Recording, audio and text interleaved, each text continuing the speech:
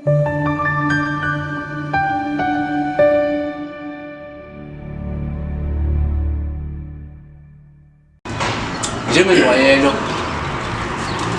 lokusisahleli la naye la Mkhulu sibheka lolu daba la oluthinta nje imimoya namhlanje. Imimoya ke ihlukahlukene, so sifuna sicaciseleke ngodaba lwayo imimoya. Mkhulu kunjani? Siyaphila njani? Siyaphila. Ngifuna sibheke la udaba lwemimoya.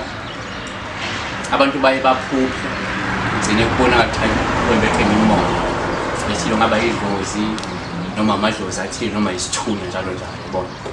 Yeah. So edabeni efana lelo kwenziwa njani umuntu mase ethola ukuthi nemimoya eyibethe? Udaba olubaluleke kakhulu lelo. Pastor Weninga ngibingelele kogogo nomkhulu bonke kwi-channel yakhe abalandela le channel. Thokozani lokho. Lolo daba lubaluleke kakhulu. Baningi abantu asebemoshe imali ngendaba yemoya. Akhona amaphupho akhombayo azinkomba zokuthi hayi unemimoya. Uma le moya ikwembatha akukuhle ukuthi usuyagijima usuyothwasa. Kuhle ukuthi la ekhaya utholakala umelaphi uyohlanjululwa le mimoya. Ihlanjululo yokuqala la ekhaya umelaphi akumisele lamagobongo aqondene nalowo uwadlele la ekhaya la uzalwa khona ungakayi kumelaphi uthola ukuthi idlozi lifunani elikwembethe. Uthola ukuthi lizosebenza kunesikhwama ubani umnikazi womsebenzi.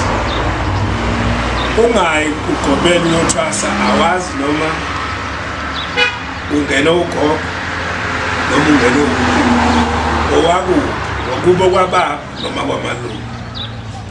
Le information noma lolwazi uthola lonke usadla lamagobongo la ekhaya.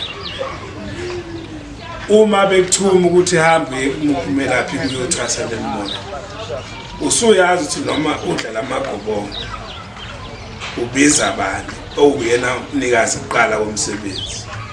Ukhokho, ugogo, umkhulu.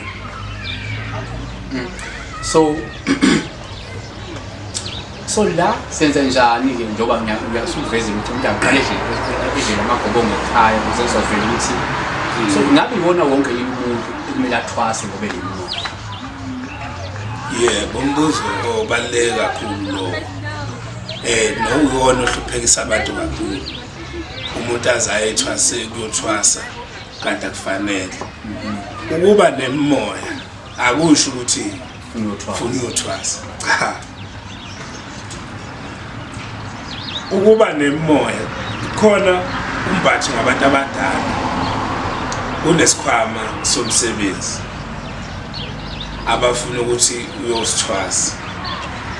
Khona ukuthi umbathwe imimoya ngoba befuna ukuthi nje ubadlela amagobongo kukhanya izinto zakho.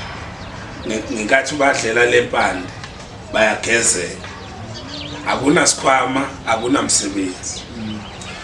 Lala ekhaya ungamiselwa lamagobongo.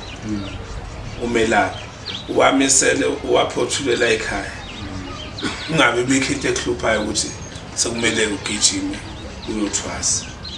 Okusho ngamanye amazwi kusafety singathi abantu abaningi bathwasa kungafanele ngenxa ukuthi uthothi umelaphi ubuke wangajula avela athi hayi nabantu abadala ufuna ukubaphakamisa abantu wena befuna nje ubahlambulule ubadlela amagobongo kuphela uqhubekele impilo yakho.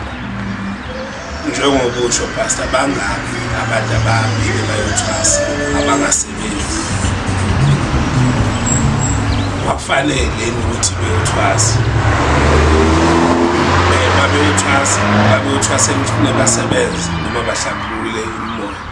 Ngoba angikusho angikuveze lokho pastor. Uma la ekhaya kukhona umbathwa imimoya esehlanjululwa esedla namagobongo akazenzeli yena. Kodwa kugezeka bonke abantu abala ekhaya bala egcikeni. Ngifuna sibheke ukuthi njengoba umoya umningi kangaka and kuyenza ukuthi othaka kambathwa umoya wonke.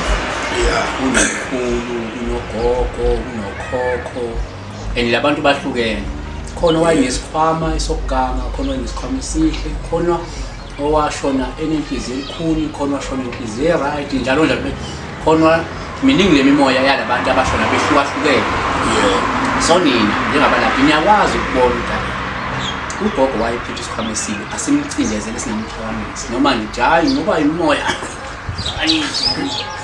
yenza njani hayi ngoba mhlawumbe okunye uthi siyambotha hayi lo leduze limembethe leli yalisishimana hayi niyasiphakamisa nenza njani ubani masebefikile.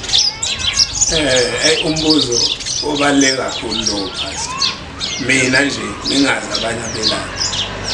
Mina ngicina kakhulu esihloleni. Hlole labantu abadala abaphethe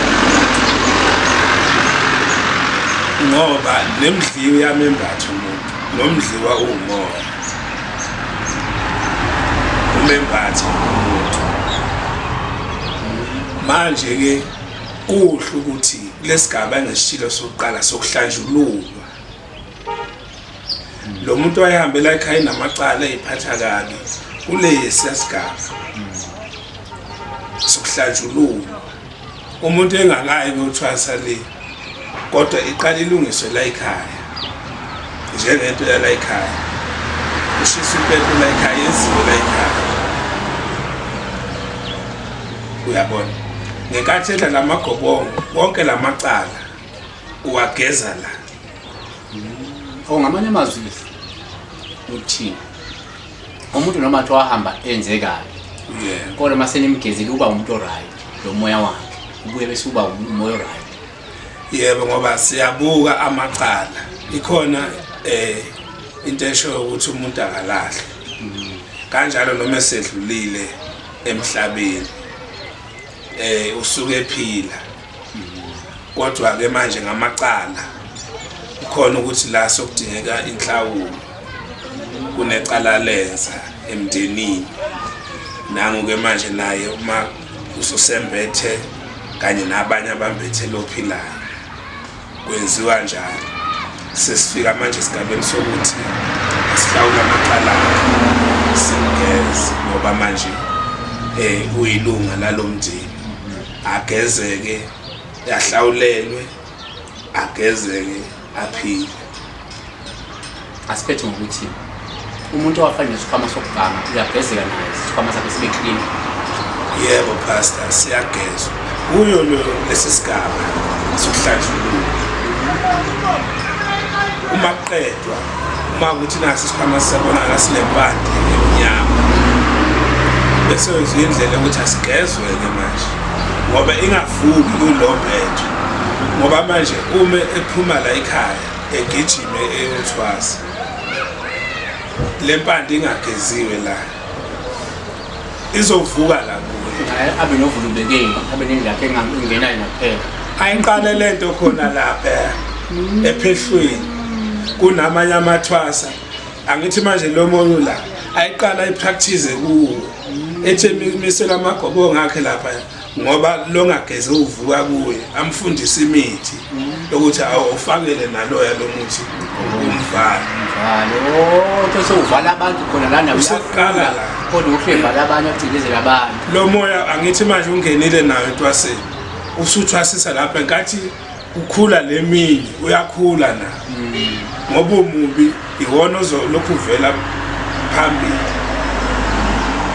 Hayi siyabonga besinda nje udaba lwemimoya soqhubeka sibheke futhi soqhubeka simlanda ngokukhulu sibheke la into eyiningi ngiyacabanga nani nizokuthokozela ukukhuluma naye elifundise imcathulise yakwazi ukuthi namba ke imsebenzise ukwanongoma uyatholakala futhi kodebheni uyatholakala eGoli uma umfuna nje uyasho ukuthi hey ngingapha bese neze appointment uma umuntu useGoli noma useDebheni kodwa kwanongoma seyigodleni zakhe la zikhona khona shilo ukuthi isigodi sakhe sikhona endlini sikhona esemfuleni kuyiBethesda la kuhlanjulwa khona abantu abafuna ukugezwa ufuna ukufakwa emanzini. Siyabonga kakhulu mkhulu.